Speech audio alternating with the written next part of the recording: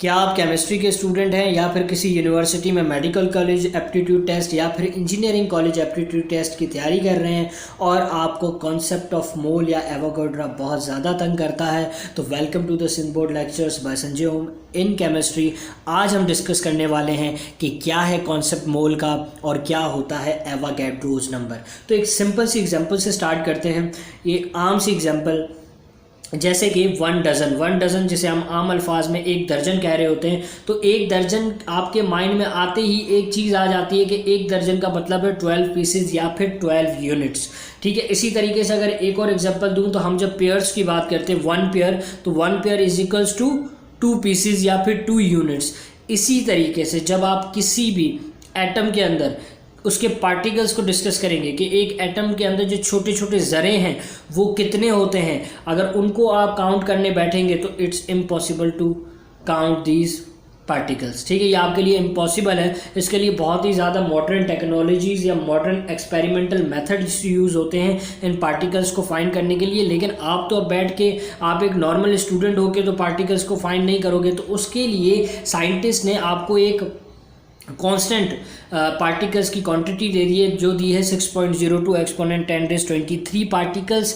इसका मतलब ये है कि किसी भी एटम के अंदर जो नंबर ऑफ पार्टिकल्स होंगे वो होंगे 6.02 एक्सपोनेंट 10⁻³ पार्टिकल्स। अब आप कहेंगे कि सर 12 पीसेज या 12 यूनिट्स का मतलब तो हमें समझ आ रहा है कि 12 मतलब जो है आप कह सकते हो कि 12 पीसेज हैं हमारे पास, मतलब ये आपके लिए समझना इजी है। लेकिन अगर आपके माइंड में ये आ रहा है कि 6.02 एक्सपोनेंट 10⁻³ पार्टिकल्स कितने होते हैं, तो आप इसकी एग्जांपल कुछ इस तरीके से ले लें कि छोटे छोटे से टोमेटो आप ले लें और उन टोमेटो को आप जो है यूँ लाइन से रखना स्टार्ट करें। और इतने मतलब इस तरीके से आपने रखा कि आपने अर्थ के जब आप पूरे अर्थ के हमारी जो अर्थ है जो ज़मीन है उसके जब आप 3 राउंड्स पूरे करेंगे तब जाकर 6.02 एक्सपोनेंट 10⁻³ पार्टिकल्स कंप्लीट होंगे।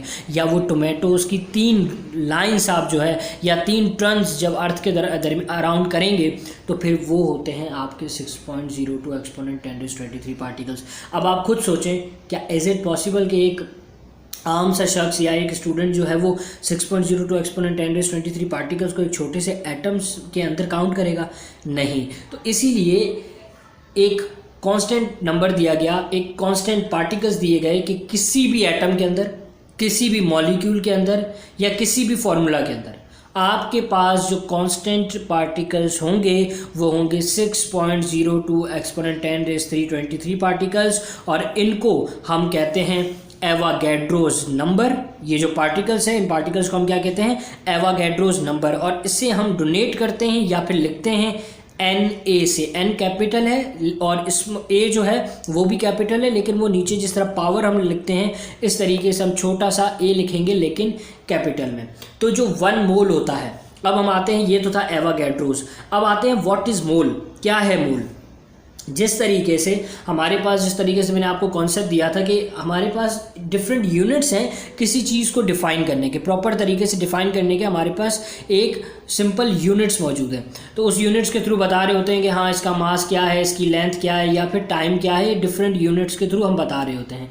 इसी तरीके से एक एटम को अगर हम ग्राम में कैलकुलेट करें, जैसे कि मैंने कहा कार्बन का भाई मास कितना है, आपने कहा सर कार्बन का मास है 12 AMU। लेकिन 12 AMU तो हमने अपनी खुद से बनाया है, एटॉमिक मास यूनिट, ये कोई यूनिट तो नहीं है, जस्ट लिखने के लिए हमने बना दिया है। इसी तरीके से उस टाइम साइंटिस्ट ने सोचा कि अब हर एटम का लेकर हम मास तो नहीं करेंगे, तो उन्होंने ये जो 12 था या इसको इसके साथ ग्राम लगा दिया। क्या लगा दिया कि जब हम किसी भी क्वांटिटी को ग्राम में एक्सप्रेस करेंगे, किसी भी मास को ग्राम में एक्सप्रेस करेंगे तो हम उसको क्या कहेंगे, वो होगा मोलर मास। किसी भी चीज़ का मास कैलकुलेट किया, ठीक है, 12 के साथ मैंने ग्राम लगा दिया, अब वो बन गया 12। वो जो कैलकुलेट किया वो क्या बन गया, वो बन गया मोलर मास।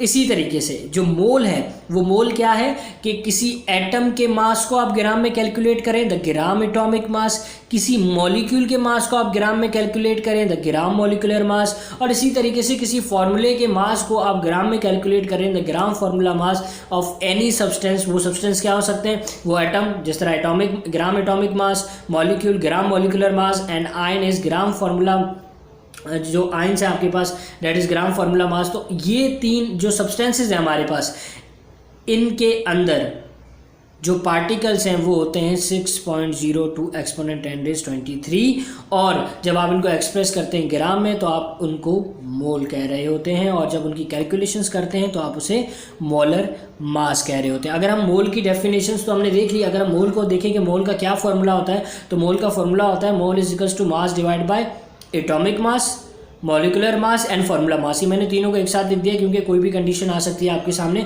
तो फिर अगर एटम है तो आप एटॉमिक मास लिखेंगे, मॉलिक्यूल है तो मॉलिकुलर मास लिखेंगे और अगर फार्मूला है तो आप फार्मूला मास लिखेंगे। तो ये है आपके पास एक फार्मूला। अब अगर हम इसको एग्जाम्पल के थ्रू डिस्कस करें तो आपको ज़्यादा अच्छे तरीके से समझ आएगा कि क्या होता है एक एटम, हम मोल कैसे कहते हैं। अब अगर सोचें कि मैंने लिख दिया है कार्बन, ठीक है, अब कार्बन के आगे कोई कॉफिशिएंट नहीं लगाया, कोई नंबर नहीं लगाया, वो जो कॉफिशिएंट है, वो जो नंबर है वो क्या है, जब कुछ नहीं होता तो 1 होता है।